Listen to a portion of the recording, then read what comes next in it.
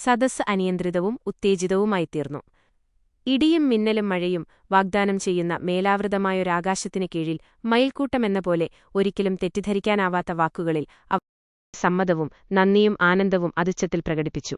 ഞങ്ങളുടെ സ്വന്തം ആഗ്രഹം തന്നെയാണ് അതങ്ങാഗ്രഹിക്കുന്നത്. ഞങ്ങൾക്ക് മറ്റൊരു ദാനവും വേണ്ട. ഈ ദാനം ഞങ്ങൾക്ക് തരിക. ഇത് തീർച്ചയായും വളരെ വലിയ ഭാഗ്യമാണ്. ആകസ്മികമായ ഭാഗ്യസംഭവമാണ്. യുവരാജ രാമചന്ദ്രജി ജയ് ഈ ഘോഷം ആകാശത്തെ ഭേദിച്ചു. ജനകീയമായ ഈ ജയഘോഷം ശ്രദ്ധിച്ചുകൊണ്ട് ദശരഥൻ ആനന്ദത്തിന്റെയും ആശങ്കയുടെയും ഇടയിൽ കിടന്നാടിപ്പോയി. രാജഭക്തിയുടെയും സ്നേഹത്തിന്റെയും സ്വാന്തപ്രചോദിതമായ ഈ സ്ഫോടനം കണ്ട് ദശരഥൻ അത്ഭുതസ്തബ്ധനായി. കുറെ കഴിഞ്ഞ് മന്നാനിലധ്യം വീണ്ടെടുത്ത ശേഷം ദശരഥൻ സദസ്സിനോട് സംസാരിച്ചു തുടങ്ങി. പ്രിയ സാമാജികരെ, നിങ്ങളുടെ ആഗ്രഹങ്ങളോട് യോജിക്കുന്നതിനേക്കാൾ പ്രധാനമായി എനിക്കുമൊന്നുമില്ല. ഞാൻ രാമനെ യുവരാജാവായി വാഴിക്കണം. എന്നാൽ എനിക്ക് ചില ആശയക്കുഴപ്പങ്ങളില്ലാതില്ല. ഞാനവ വിവരിക്കാം. ആ കാര്യത്തിൽ നിങ്ങളിൽ നിന്നും സമാശ്വാസം ലഭിക്കേണ്ടതുണ്ട്. നിങ്ങൾ നിങ്ങളുടെ ശരിയായ വിലയിരുത്തൽ എന്നെ അറിയിക്കുകയും ഞാൻ ഹൃദയംഗമമായി ആഗ്രഹിക്കുന്ന സംതൃപ്തി എനിക്ക് നൽകുകയും വേണമെന്ന് ഞാൻ ആവശ്യപ്പെടുന്നു. വസ്തുത ഇതാണ്.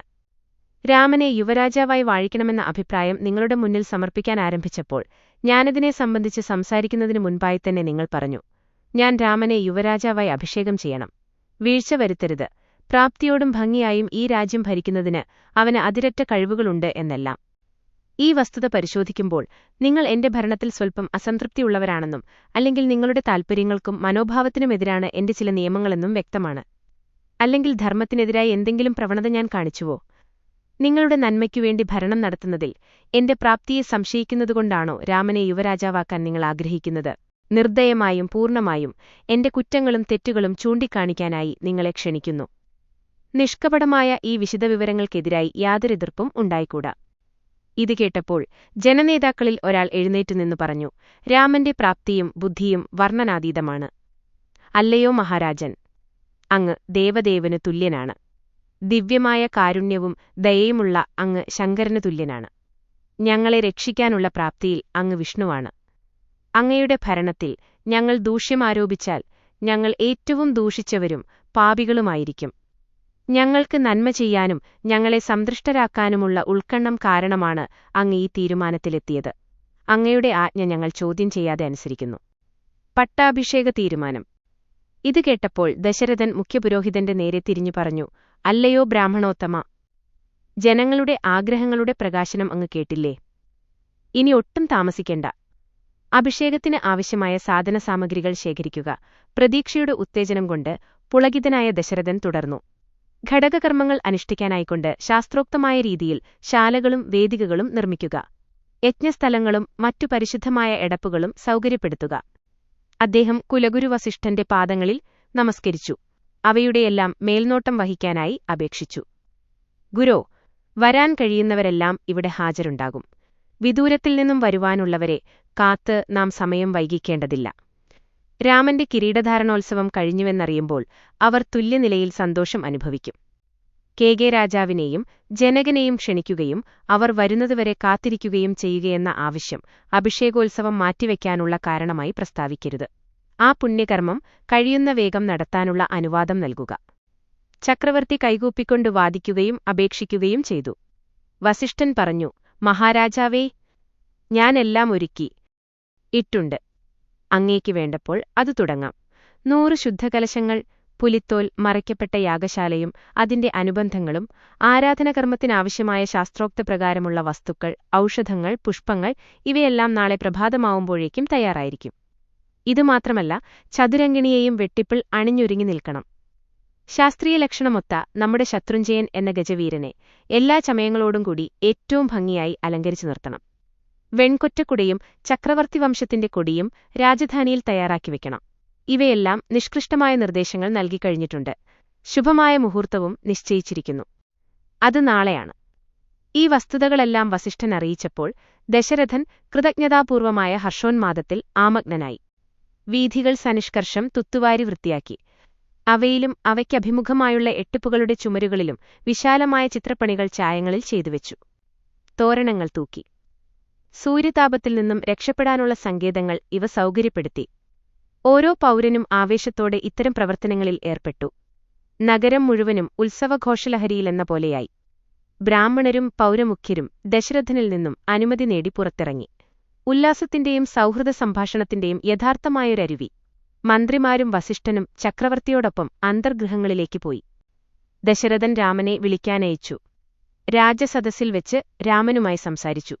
അഭിഷേകത്തെ സംബന്ധിച്ച ആചാരോപചാരങ്ങളെയും അനുഷ്ഠാനമുറകളെയും പറ്റി വിവരിച്ചുകൊടുത്തു. സൂര്യോദയത്തിനു മുമ്പായി അഭിഷേകത്തിന് തയ്യാറാവണമെന്ന് പറഞ്ഞു. രാമൻ ഇതിനെ സംബന്ധിച്ച് ശ്രദ്ധിക്കേണ്ട പ്രാരംഭ നടപടികളെയും വിവരിച്ചുകൊടുക്കുകയുണ്ടായി. ലക്ഷ്മണൻ ഈ വാർത്ത കേട്ടു. അദ്ദേഹം കൗസല്യാമാതാവിന്റെ സമീപത്തേക്ക് വിവരമറിയിക്കാനും തന്റെ ആഹ്ലാദത്തിമർപ്പ് പ്രകടിപ്പിക്കാനും ഓട്ടി. വാർത്ത കേട്ടപ്പോൾ കൗസല്യയ്ക്ക് സന്തോഷം നിയന്ത്രിക്കാൻ കഴിഞ്ഞില്ല. അവർ രാമൻ വരാൻ കാത്തുനിന്നു. പൗരന്മാർക്ക് സമയം വളരെ കുറവായിരുന്നു. അതുകൊണ്ട് നഗരം മുഴുവനും തിരക്കിലായിരുന്നു. നഗരത്തിനു ചുറ്റും അനേകം നാഴിക ദൂരത്തുമുള്ള ഗ്രാമങ്ങളും അടുത്ത രാജ്യങ്ങൾ പോലും അഭിഷേകവാർത്ത ക്ഷണത്തിൽ അറിഞ്ഞു. കാരണം നല്ല വാർത്തക്ഷണം പരക്കുമല്ലോ. ഒരാളും മറ്റൊരാളെ കാത്തിരുന്നില്ല. കേട്ടവർ നഗരത്തിലേക്ക് തിരക്കിട്ടുപോയി. അയോധ്യയിലേക്കുള്ള എല്ലാ പാതകളിലും ജനപ്രവാഹം അനിയന്ത്രിതമായി. ദശരഥൻ തന്നോട് വിശദമായി പറഞ്ഞുകൊണ്ടിരുന്നതെല്ലാം രാമചന്ദ്രൻ ശ്രദ്ധിച്ചിരുന്നു. പക്ഷേ മറുപടിയൊന്നും പറഞ്ഞില്ല. വാചാതീതമായ വികാരങ്ങൾ. മനസ്സിൽ കൂടി കടന്നുപോയതൊന്നും പ്രകടിപ്പിക്കുവാൻ രാമന് കഴിഞ്ഞില്ല. അദ്ദേഹം നിശബ്ദനായി തന്നെ സ്ഥിതി ചെയ്തു. ഇതുകണ്ട് ദശരഥൻ ചോദിച്ചു, മകനേ, നാളെ യുവരാജാവായി അഭിഷിക്തനാവാനിരിക്കുന്ന നിന്നിൽ സന്തോഷത്തിന്റെ യാതൊരു ലക്ഷണവും കാണാത്തതെന്ത്? ഞങ്ങൾ നിന്റെ ശിരസിൽ രാജ്യഭരണഭാരം അർപ്പിക്കുന്നതിൽ നിനക്കുള്ള ഉത്കണ്ഠയുടെയോ ഭയത്തിന്റെയോ ലക്ഷണമാണോ ഇത്? രാമന്റെ പ്രതികരണം. വളരെ നേരം ചോദിച്ചിട്ടും വാത്സല്യപൂർവ്വം അഭ്യർത്ഥിച്ചിട്ടും രാമൻ ചക്രവർത്തിയുടെ മുഖത്തു നോക്കി സംസാരിച്ചതേയില്ല. ഒടുവിൽ രാമൻ പറഞ്ഞു, അച്ഛാ, അങ്ങ് ഇത്ര തിരക്കായി പ്രവർത്തിക്കുന്നതിന്റെ കാരണം മനസ്സിലാവുന്നില്ല. എന്റെ പ്രിയ സഹോദരന്മാർ ഭരതനും ശത്രുഘ്നനും ഇപ്പോൾ ഇവിടെയില്ല. പിതാമഹൻ വളരെ ദൂരെയാണ്. തക്ക സമയത്ത് വന്നെത്താൻ സാധിച്ചെന്നും വരികയില്ല. ഭാര്യാപത്യാവിനും വരാൻ കഴിഞ്ഞില്ലെന്നു വരും. മറ്റു രാജ്യങ്ങളിലെ രാജാക്കന്മാർ, രാജകുമാരന്മാർ, സാമന്തരാജാക്കന്മാർ അവരും ഇതിൽ സംബന്ധിക്കുന്നതിന് പ്രയാസപ്പെട്ടേക്കും. നമ്മളിത്രയും അധികം ആളുകളെ നിരാശപ്പെടുത്തുകയാണെന്നതിൽ എന്റെ മനസ്സിന് വലിയ ദുഃഖമുണ്ട്. ഇത്രയും ആളുകൾക്ക് പങ്കെടുക്കാൻ കഴിയാത്തതിലുള്ള വേദന അനുഭവിക്കുമ്പോൾ ഇതൊരാഘോഷമാണെന്ന് പറഞ്ഞുകൂടാ. തന്റെ വൈകാരികമായ ചിന്തകൾക്ക് മാപ്പു പറഞ്ഞുകൊണ്ട് രാമൻ ദശരഥന്റെ പാദങ്ങളിൽ നമസ്കരിച്ചു. വസിഷ്ഠനായിരുന്നു മറുപടി പറഞ്ഞത്. രാമ, ഈ എതിർപ്പുകൾ ഞങ്ങൾ പ്രകടിപ്പിച്ചിരുന്നു. ഞങ്ങൾ ചക്രവർത്തിയുടെ ആഗ്രഹത്തിന് ശാന്തരായി വഴങ്ങിക്കൊടുത്തു എന്നു കരുതണം. അനുകൂലമായും പ്രതികൂലമായുമുള്ള എല്ലാ വാദങ്ങളെപ്പറ്റിയും ഞങ്ങൾ ചിന്തിച്ചു. ഞങ്ങൾ തീരുമാനമെടുക്കുന്നതിനു മുമ്പായി ജനങ്ങളുടെ അഭിപ്രായം ആരാഞ്ഞു. ഇപ്പോൾ ഒരെതിർപ്പും പ്രകടിപ്പിക്കേണ്ടതില്ല. ചക്രവർത്തിയുടെ നിശ്ചയത്തെ ആദരിക്കൂ. അഭിഷേകവും തത്സംബന്ധമായ ചടങ്ങുകളും നാളെ തന്നെ നടക്കണം. നീ ചില വ്രതങ്ങളും നോൽക്കേണ്ടതുണ്ട്. ഇന്ന് രാത്രി കട്ടിലോ മൃദുവായ കിടക്കയോ ഉപയോഗിക്കാൻ പാടില്ല. നീയും സീതയും ഉപവസിക്കണം. പ്രഭാതമാകുമ്പോൾ നിങ്ങൾ രണ്ടുപേരും പരിശുദ്ധമായ തൈലം തലയിൽ തേച്ച് സ്നാനം ചെയ്യണം. എന്നിട്ട് മഞ്ഞവസ്ത്രം ധരിച്ചു തയ്യാറാകണം.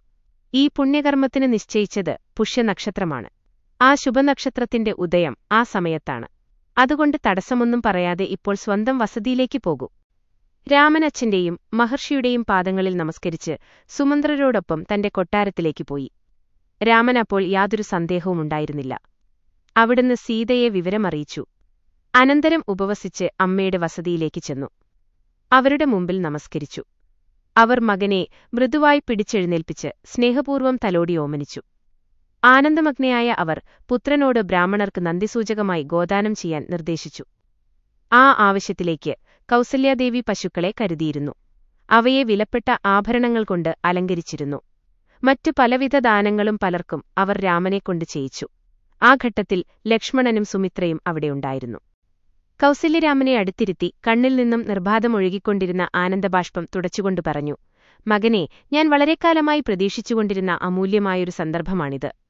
എന്റെ ആഗ്രഹം പൂർത്തീകരിക്കപ്പെട്ടു. ഞാൻ സന്തുഷ്ടയായി.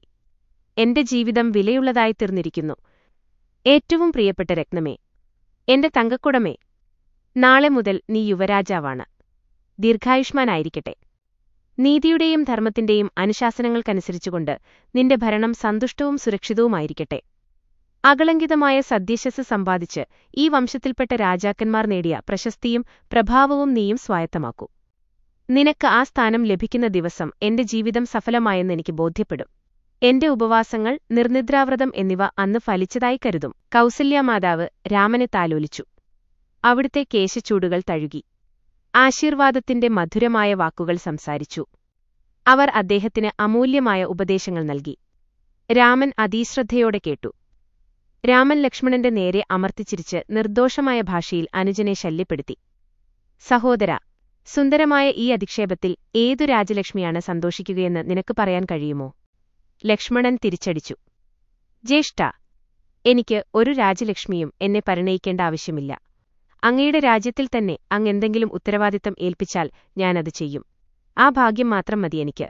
ഇതു പറഞ്ഞുകൊണ്ട് ലക്ഷ്മണൻ രാമപാദങ്ങളിൽ വന്ദിച്ചു. രാമൻ പറഞ്ഞു, ലക്ഷ്മണ, നീ എന്റെ പ്രാണനാണ്. അതുകൊണ്ട് രാജ്യഭരണത്തിൽ പകുതി ഉത്തരവാദിത്തം നിന്റേതാണ്. അതിനാൽ രാജകീയ വസ്ത്രങ്ങളും ആഭരണങ്ങളും അണിഞ്ഞ് നീയും എന്റെ കൂടെ ഒരുങ്ങിക്കൊള്ളണം. നിനക്ക് എന്റെ ഭാരങ്ങളിൽ, സുഖങ്ങളിൽ, കീർത്തിയിൽ, സമ്പത്തിലെല്ലാം പകുതി പങ്കുണ്ട്. ഞാനിപ്പോൾ ആയിരിക്കുന്നതിലും ഞാനാവതിരിക്കുന്നതിലും നിനക്ക് പകുതി ഓഹരിയുണ്ട്. രാമൻ ഇങ്ങനെ സംസാരിച്ചുകൊണ്ടിരുന്നപ്പോൾ സുമിത്ര കണ്ണുനീർ വാർക്കുകയും രാമന്റെയും ലക്ഷ്മണന്റെയും മേൽ അനുഗ്രഹങ്ങൾ ചൊരിയുകയുമായിരുന്നു. അവർ പറഞ്ഞു, രാമാ, നീയും ലക്ഷ്മണനും തമ്മിൽ നിലനിൽക്കുന്ന സ്നേഹം എനിക്ക് ഏറ്റവും സന്തോഷം നൽകുന്നു. എന്റെ മകൻ നിന്റെ ദാസനായിരിക്കുന്നതിലപ്പുറം യാതൊരർത്ഥവും വേണ്ട. അവൻ എന്നും നിന്റെ സ്നേഹവും വാത്സല്യവും ലഭിക്കുവാൻ കഴിയുമെങ്കിൽ അത് ധാരാളം മതി. രാമൻ ആ അമ്മയുടെ പാദത്തിൽ നമസ്കരിച്ച് എഴുന്നേറ്റുനിന്നു. ലക്ഷ്മണനും അതുതന്നെ ചെയ്തു. രാമന്റെ കൂടെ ലക്ഷ്മണൻ രാമന്റെ കൊട്ടാരത്തിലേക്ക് പോയി. രാവായതോടുകൂടി രാമന്റെ കർമ്മസംബന്ധമായ ഉപവാസം ആരംഭിച്ചു. പരിശുദ്ധമായ കുശകൊണ്ടുണ്ടാക്കിയ പായയിൽ അദ്ദേഹം ശയിച്ചു. 2 വരങ്ങൾ, വൈദിക മന്ത്രങ്ങൾ എങ്ങും പ്രതിധ്വനിച്ചു. രാമന്റെയും സീതയുടെയും ചടങ്ങുപ്രകാരമുള്ള സ്നാനത്തിനായി പരിചാരകർ സരയൂ നദിയിലെ പവിത്രജലം കനകകലശങ്ങളിൽ കൊണ്ടുവന്നു. അവരിൽ അനുഗ്രഹം ചൊരിയുന്നതിനായി പണ്ഡിതന്മാർ വേദമന്ത്രങ്ങൾ ചൊല്ലി. ഈ വേദോച്ചാരണം ആഹ്ലാദകരവും കാതുകൾക്ക് ഇമ്പവുമായിരുന്നു. കൈകേയിയുടെ ദാസി മന്ധര തലേന്നു രാത്രി മടങ്ങുമ്പോൾ ജനങ്ങളുടെ ആവേശം കണ്ട് കാരണം തിരക്കി. ആനന്ദത്തിന്റെയും ഉത്സാഹത്തിന്റെയും എല്ലാം കാരണം ശ്രീരാമചന്ദ്രന്റെ ആസന്നമായ അഭിഷേകോത്സവമാണെന്നറിഞ്ഞു.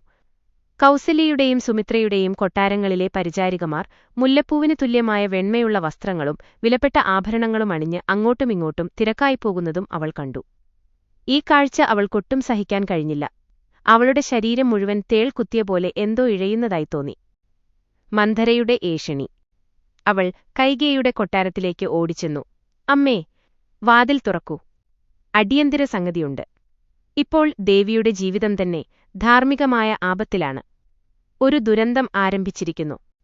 ഒന്നിൽ നിന്നു മറ്റൊന്നിലേക്ക് ഉരുണ്ടുരുണ്ടു പോകുന്ന വാക്കുകളിലുള്ള അവളുടെ വികാരോജ്വലമായ മുന്നറിയിപ്പ് കേട്ട് രാജ്ഞി പെട്ടെന്ന് വാതിൽ തുറന്നു. പരിഭ്രമത്തോടെ അന്വേഷിച്ചു. എന്താ?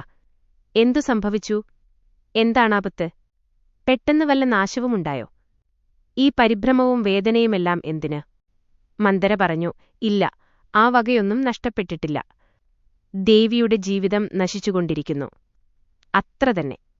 അങ്ങേക്കിനി അങ്ങോട്ട് ബുദ്ധിവികലവും മനോവിധേയതൊണ്ട് അശക്തയായി ജീവിക്കേണ്ടിവരും. വരാനിരിക്കുന്ന ദയനീയാവസ്ഥ കണ്ണീരൊലിപ്പിച്ചുകൊണ്ട് അവൾ രാജ്ഞിക്ക് വിശദീകരിച്ചു.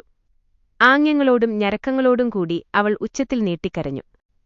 കൈകേയിക്കൊന്നും മനസ്സിലായില്ല. മഹാരാജാവിന് സുഖമാണല്ലേ?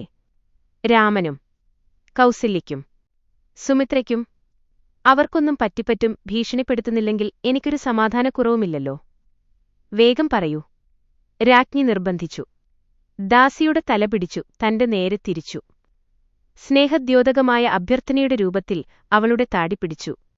ഒരു മറുപടിക്ക് അപേക്ഷിച്ചു. മന്ധര വേവലാതിയോടെ പറഞ്ഞു, നിങ്ങൾ പറഞ്ഞവർക്കൊന്നും യാതൊരു ആപത്തും വന്നിട്ടില്ല. പക്ഷേ അങ്ങയുടെ പുത്രന്റെ കഴുത്ത് ഞെരിക്കാൻ അവർ നിശ്ചയിച്ചു. ഇതു പറഞ്ഞ് അവൾ ദയനീയമായി വിലപിച്ചു. കൈകേയി നീരസത്തോടെ പറഞ്ഞു, മന്ധരേ, നീ തെറ്റു ചെയ്യുകയാണ്.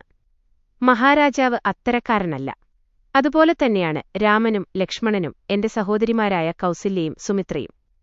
എന്റെ സഹോദരിമാർ സ്വന്തം കുട്ടികളെക്കാൾ എന്റെ മകനെ സ്നേഹിക്കുന്നു. നിന്റെ പ്രസ്താവന നിന്റെ അസാധാരണമായ ബുദ്ധിയെ വെളിപ്പെടുത്തുന്നു. അത് സത്യമല്ല. ശരി, നീ ഇതുവരെ എന്നോട് സൂക്ഷ്മമായ സംഗതി എന്താണെന്ന് പറഞ്ഞിട്ടില്ല. വരൂ, വിശദവിവരങ്ങൾ പറയൂ. മന്ധര പറഞ്ഞു, സംഗതി നാളെ പുലർച്ചെ രാമചന്ദ്രനെ യുവരാജാവായി കിരീടധാരണം ചെയ്യിക്കും. പ്രഥമരാജ്ഞി നിയന്ത്രണമില്ലാതെ ആനന്ദം നിറഞ്ഞ മനസ്സുമായി തന്റെ പരിചാരികമാർക്ക് വിലപ്പെട്ട പട്ടുവസ്ത്രങ്ങളും ആഭരണങ്ങളും ദാനം ചെയ്യുന്നു. അവർ രാമനോട് ധാരാളം പശുക്കളെയും സ്വർണവും കണക്കറ്റ് ദാനം ചെയ്യാൻ പറയുകയാണ്. അഭിഷേകത്തിന്റെ ആഘോഷം സംബന്ധിച്ച ഇത്തരം പ്രവർത്തനങ്ങളിലേർപ്പെട്ടുകൊണ്ട് അവർ അങ്ങയെ ഗൗനിക്കാതെയിരിക്കുകയാണ്. എനിക്കിത് നിശബ്ദമായി സഹിച്ചുകൂടാ, സമ്മതിച്ചുകൂടാ. ഇതിന്റെ സൂചനകൾ മനസ്സിലാക്കാൻ ദേവിക്കിനിയുമേ കഴിഞ്ഞിട്ടില്ല. തന്നെപ്പോലെ ഭാഗ്യമുള്ളവർ ആരുമില്ലെന്നുള്ള പൊള്ളയായ പൊങ്ങച്ചത്തിൽ ദേവി ആഹ്ലാദിച്ചു വിഹരിക്കുന്നു. നിന്റെ ഭാഗ്യം ക്ഷണന്തോറും ചുരുങ്ങി വരികയാണ്. ഭർത്താവിനും സപത്നി മാർക്കും ദേവി അവഗണിക്കാകുന്ന ആയായിരിക്കുന്നു. വളരെ താമസിയാതെ ദേവി ഒരു ദാസിയുടെ വിലക്കേറ്റ് തരം താഴ്ത്തപ്പെടും. ആ അപമാനം പിടികൂടുന്നതിനു മുമ്പ് ജാഗ്രതയായിരിക്കൂ. ഉറക്കത്തിൽ നിന്നും ഉണരൂ. പ്രത്യാഘാതങ്ങളുടെ പൂർണ്ണമായ ബോധത്തോടുകൂടി പ്രവർത്തനം ചെയ്യൂ. മുന്നിൽ വാപൊളിച്ചു നിൽക്കുന്ന അപകടത്തിൽ നിന്നും രക്ഷപ്പെടാനുള്ള മാർഗത്തെപ്പറ്റി തീരുമാനമെടുക്കൂ. ആ അപകടം ദേവിയെ അതിവേഗം സമീപിക്കുകയാണ്. രാമൻ യുവരാജാവാകുമ്പോൾ മുഴുവൻ സാമ്രാജ്യവും കൗസല്യയുടെ പിടിയിലമരും. ഓർമ്മിച്ചോളൂ, ബാക്കിയുള്ളവരെപ്പോലെ ദേവിക്കും അവരുടെ താളത്തിനനുസരിച്ച് തുള്ളേണ്ടിവരും. മന്ധര അവളുടെ കുടിലതന്ത്രം ശക്തിപ്പെടുത്തുന്നതിനുവേണ്ടി തന്റെ ഭാഗം ഭംഗിയായി അഭിനയിക്കുകയും കള്ളക്കണ്ണീർ ഒഴുക്കുകയും ചെയ്യുകയായിരുന്നു. അവളുടെ ഭക്തി കൈകേയിയുടെ മനസ്സിൽ ദൃഢമായി പതിഞ്ഞു. പക്ഷേ അവളുടെ വാദത്തിന്റെ സത്യാവസ്ഥ അവർക്ക് ബോധ്യപ്പെട്ടില്ല. അവൾ പറഞ്ഞു, മന്ധരേ, നിനക്കെന്താണ് പറ്റിയത്? ചിത്തഭ്രമമുണ്ടോ? നീ എന്താണ് ഭ്രാന്ത് പിടിച്ചപോലെ സംസാരിക്കുന്നത്? രാമൻ യുവരാജാവാകുന്നത് സാമ്രാജ്യത്തിന് തന്നെ നല്ല ശകുനമാണ്. ഇതാ ഈ നല്ല വാർത്ത ആദ്യം കൊണ്ടുവന്നതിന് സമ്മാനം. പ്രതിഫലമായി എന്റെ ഈ കണ്ഠാഭരണം സ്വീകരിക്കൂ. സന്തോഷിക്കൂ, ആനന്ദപൂർണയാവൂ. രാമനെ യുവരാജാവായി അഭിഷേകം ചെയ്യുന്നത് ഒരുപക്ഷേ കൗസല്യേക്കാൾ കൂടുതൽ ആനന്ദം എനിക്ക് പ്രദാനം ചെയ്യും. ഈ വാർത്ത കേട്ടപ്പോൾ എനിക്കുള്ള ആനന്ദം സീമയറ്റതാണ്. രാമചന്ദ്രനും എന്നെ അവന്റെ അമ്മയെക്കാളേറെ സ്നേഹിക്കുന്നു. അവൻ എന്നെ കൂടുതൽ ആദരിക്കുന്നു. ഇത്രയും പരിശുദ്ധനും സ്നേഹസമ്പന്നനുമായ ഒരാളുടെ പേരിലുള്ള ആരോപണം ഞാൻ ശ്രദ്ധിക്കുകയില്ല.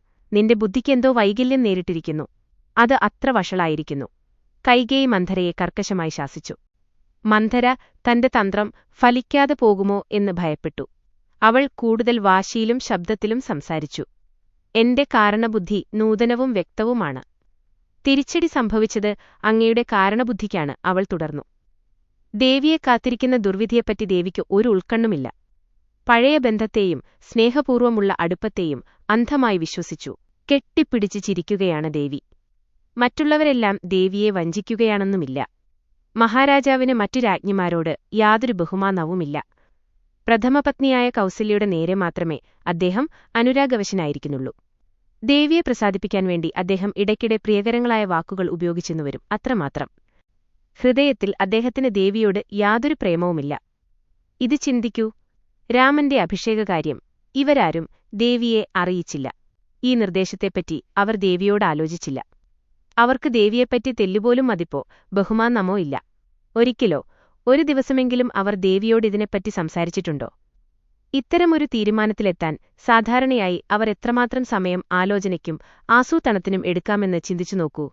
ഒരു കിരീടധാരണ കാര്യം ഇത്ര പെട്ടെന്നൊന്നും തീരുമാനിക്കുകയില്ല. മനോഹരമായൊരു ദിവസം അത് ആകാശത്തിൽ നിന്നും സ്വയം വീഴുന്നതൊന്നുമല്ല, ആണോ? അവർ നിശബ്ദമായും രഹസ്യമായും അത് നേരത്തെ തീരുമാനിച്ചിരിക്കുന്നു. ഇതു മുഴുവനും കൗസല്യയുടെ ഉപജാപമാണ്, മന്ധര പറഞ്ഞു. കൈകേയിക്ക് ഇത് സഹിക്കാൻ കഴിഞ്ഞില്ല.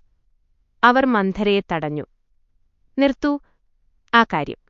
മന്ധര, എന്റെ സഹോദരി ഉപജാപത്തിന് പ്രാപ്തയല്ല. അവർ അത്രയും അധപതിക്കുകയുമില്ല. അതൊരിക്കലും സംഭവിക്കുകയില്ല. മഹാരാജാവോ? അദ്ദേഹം എന്റെ സഹോദരിമാരെക്കാളും വളരെ കുലീനതയും ധർമ്മനിഷ്ഠയുമുള്ള ആളാണ്. നീചത്വത്തിന്റെ ഒരടയാളം പോലും അദ്ദേഹത്തിൽ കാണുകയില്ല. ശരിയായ കാരണം ഉണ്ടായതുകൊണ്ട് അഭിഷേകം പെട്ടെന്ന് തീരുമാനിച്ചതായിരിക്കണം. രാമന്റെ വിവാഹാഘോഷങ്ങൾ, അതിന്റെ ഒരുക്കങ്ങൾക്ക് എത്ര മാസം വേണ്ടിവരുമായിരുന്നു. പക്ഷേ അത് വളരെ പെട്ടെന്ന് കഴിഞ്ഞില്ലേ? അതുപോലെ തന്നെ രാമന്റെ പട്ടാഭിഷേകവും ചുരുങ്ങിയ സമയംകൊണ്ട് തീർച്ചപ്പെടുത്തിയതായിരിക്കും. എന്തുകൊണ്ടങ്ങനെ ആയിക്കൂടാ? അതിങ്ങനെ തീരുമാനിക്കാനുള്ള കാരണം മഹാരാജാവ് തന്നെ എന്നോട് വെളിപ്പെടുത്തിയതാണ്. നീ അസത്യവാസ്ത അറിയാൻ ശ്രമിച്ചിട്ടില്ല. നീ എല്ലാതരത്തിലുമുള്ള അസംബന്ധമായ കാരണങ്ങളും അടിസ്ഥാനരഹിതമായ ഭോഷ്കുകളും കെട്ടിപ്പിടിച്ച് ചിരിക്കുകയാണ് ദേവി.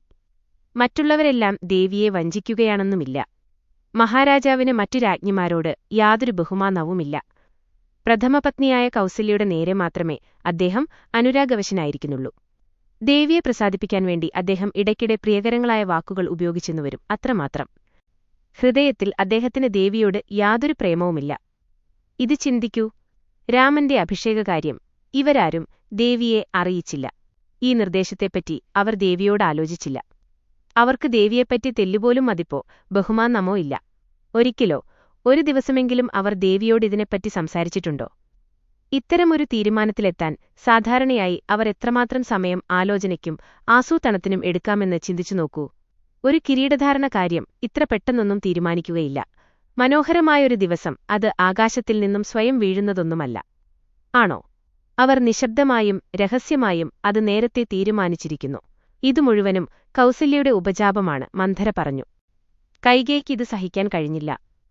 അവർ മന്ധരയെ തടഞ്ഞു. നിർത്തൂ ആ കാര്യം.